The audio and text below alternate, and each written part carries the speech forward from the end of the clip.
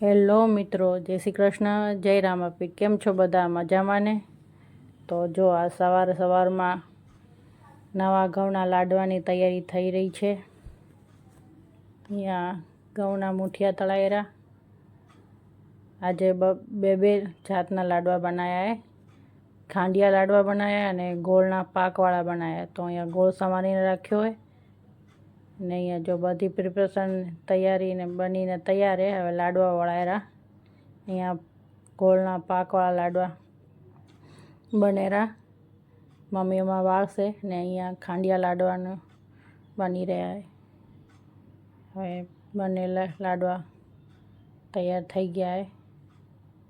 આવી જાઓ ખાવા. અને તમે કયા લાડવા બનાવવાના નવા ઘઉંના એ કોમેન્ટ કરીને જરૂર જણાવશો.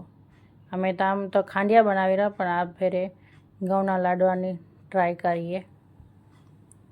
તો અહીંયા લાડવા બનીને તૈયાર છે. હવે ગણપતિ બાપાને ભોગ ધરાવવા નાના ડબ્બામાં રાખી દીધા છે, કેમ કે નવા ઘઉંના લાડવા પહેલાં ગણપતિ બાપાને ચડે.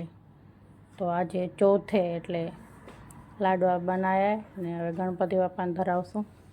તો અહીંયા આવી ગયા ગણપતિ બાપાના મંદિરે લાડવા ચડાવવા. અહીંયા બંને બહેનોની મસ્તી ચાલુ છે. ને અમારા પેટલાદના ગણપતિ બાપાનું મોટું મંદિર આવેલું છે ને અહીંયા ખૂબ જ શાંતિનો અનુભવ થાય આવી એટલે એકદમ શાંતિ હોય ને ઠંડુ વાતાવરણ હોય. ને અહીંયા બપોર પછી જો બાળકો ઉઠીને શેરડીનો રસ પી રહ્યા છે.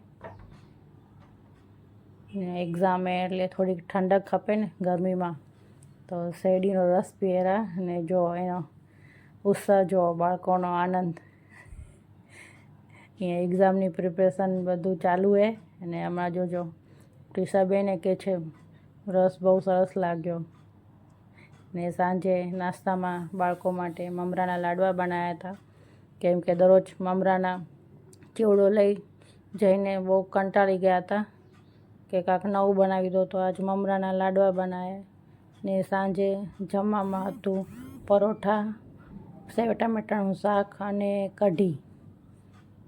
તો આજે દેશી ભોજન હતું સાંજે. તો આ હતો અમારો આજનો વ્લોગ. તમને અમારો આ વ્લોગ કેવો લાગ્યો કોમેન્ટ કરીને જરૂર જણાવશો. ને જો અમારો કચ્છી ફેમિલી વ્લોગ ગમ્યો હોય તો લાઇક, શેર અને સબસ્ક્રાઈબ કરી દેજો. જય શ્રી કૃષ્ણ.